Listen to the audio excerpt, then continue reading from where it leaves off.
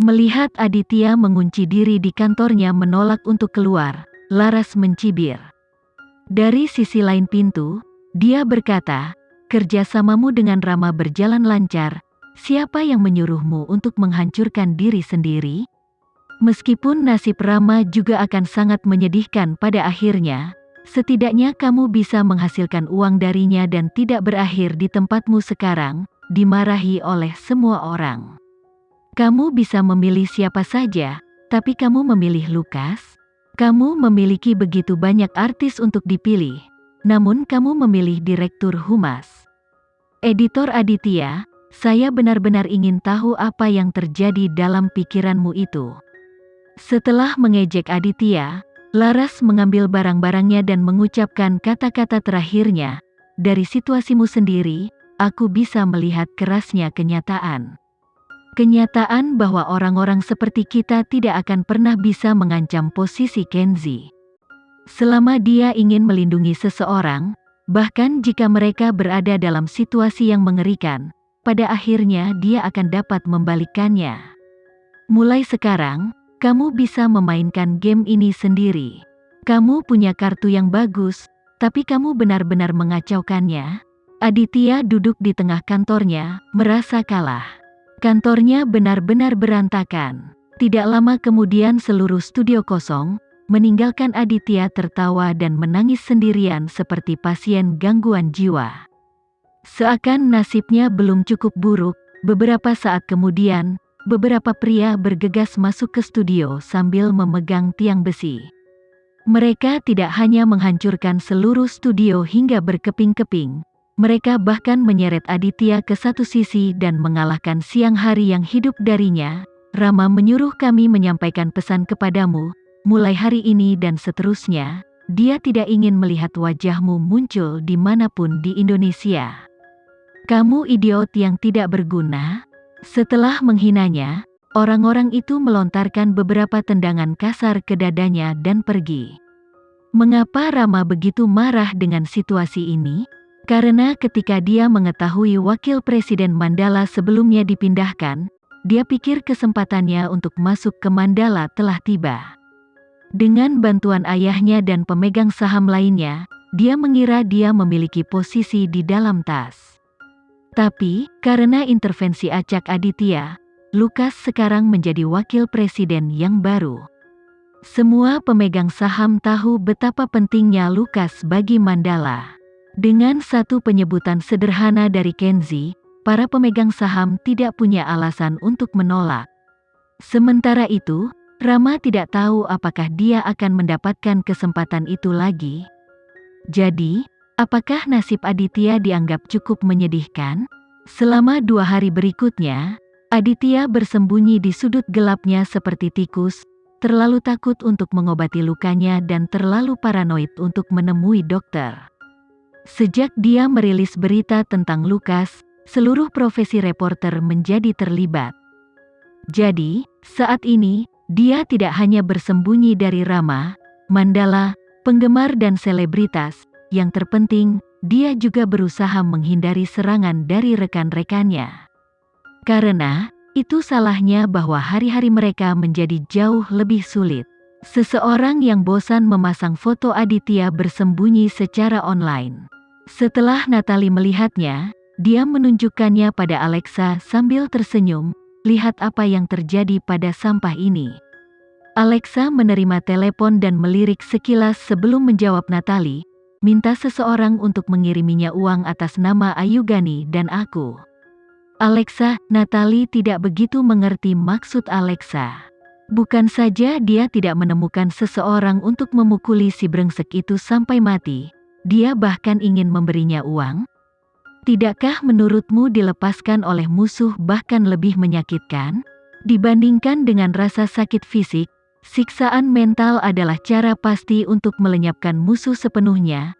Alexa menundukkan kepalanya, tidak merasa kasihan sedikit pun pada Aditya karena dia tahu dia orang yang cukup cakap. Natalie duduk diam sambil berpikir sejenak. Dia memikirkan saat dia dipermalukan dan dipaksa berlutut di depan orang lain dan mengingat betapa menyakitkan pengalaman itu. Dia tiba-tiba mengerti tindakan Alexa. Kamu menakjubkan. Jadi, pada suatu malam yang menentukan, seorang pria bertopi masuk ke kantor Aditya dan meletakkan di sampingnya satu set pakaian bersih, beberapa makanan, obat-obatan, dan kartu nama. Dalam keadaan setengah mati, Aditya melihat barang-barang yang diletakkan di sampingnya. Matanya melirik segala sesuatu tetapi secara khusus tertarik pada pakaian dan kartu nama. Ketika seseorang berada dalam kondisi terburuknya, tidak ada yang peduli dengan harga dirinya. Melihat barang-barang di depannya, dia merasa bersalah dan malu seperti dua seutas tali yang mengikatnya erat-erat, membuatnya tidak mungkin pergi kemanapun. Malam itu, Aditya menatap set pakaian baru untuk waktu yang lama. Baru menjelang subuh dia akhirnya mengeluarkan ponselnya dalam kegelapan dan menelepon nomor di kartu nama. Halo, saya Aditya. Saya tidak berharap kamu benar-benar melakukan panggilan ini. Saya ingin bertanya apakah kamu mau bekerja dengan kami. Kami membutuhkan seorang fotografer yang cakap. Hari-hari ini, generasi muda tidak cukup terlatih. Meskipun kamu tidak dapat menghasilkan uang sebanyak sebelumnya, kami dapat membayarmu cukup untuk bertahan tanpa khawatir. Bagaimana menurutmu? Apakah kamu ingin ikut? Orang di ujung telepon itu sangat ramah dan penuh gairah. Bolehkah saya bertanya, siapa di balik tawaran ini? Sebaiknya kamu tidak bertanya. Dengan situasimu saat ini, tidak ada orang lain yang mau bekerja denganmu. Jadi, jangan ragu, kamu harus terus hidup. Aditya menatap set pakaian yang bersih dan mengangguk. Oke, aku akan datang. Bagus. Datang saja ke alamat yang tertulis di kartu nama. Setelah Natalie menyelesaikan tugas yang diberikan padanya, dia memandang Alexa dengan gembira. Jika si brengsek ini mengetahui bahwa musuhnya yang paling dibenci membantunya di belakang layar, dia pasti ingin membenturkan kepalanya ke dinding dan bunuh diri. Alexa tertawa lembut dan tidak mengatakan apa-apa saat dia memangkas bunga di taman. Natalie penasaran, pekan mode musim gugur, musim dingin akan segera dimulai.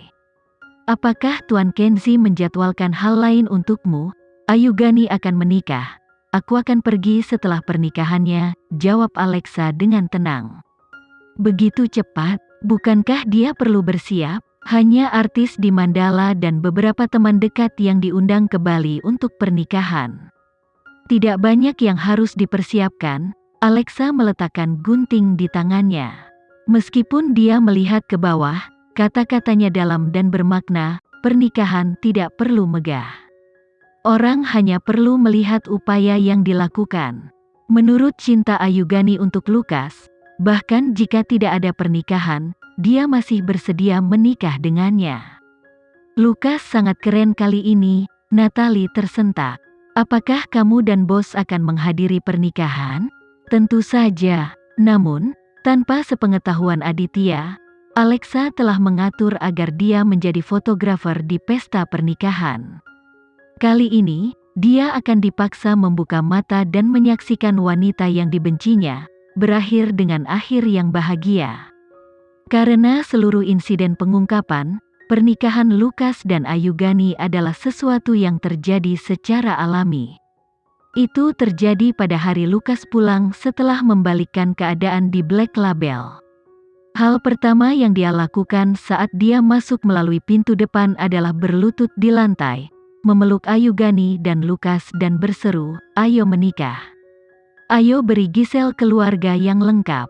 Ayugani terdiam dalam pelukannya selama beberapa detik, tetapi ekspresi Lukas tetap lembut dan sabar.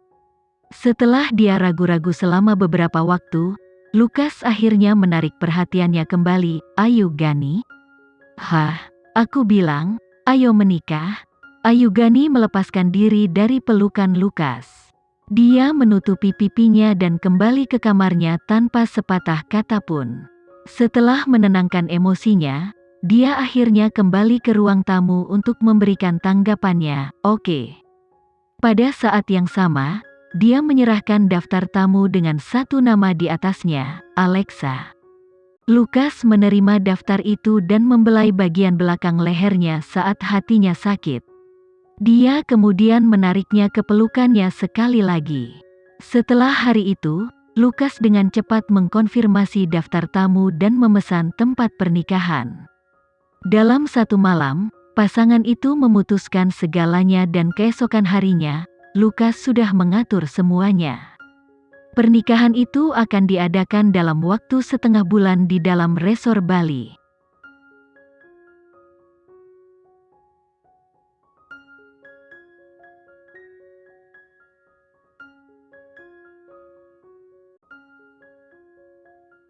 Sekian dulu ya video kali ini, kita lanjutkan lagi videonya di lain waktu. Oh iya, bagaimana menurut kalian? Semoga bisa sedikit menghibur kalian semua.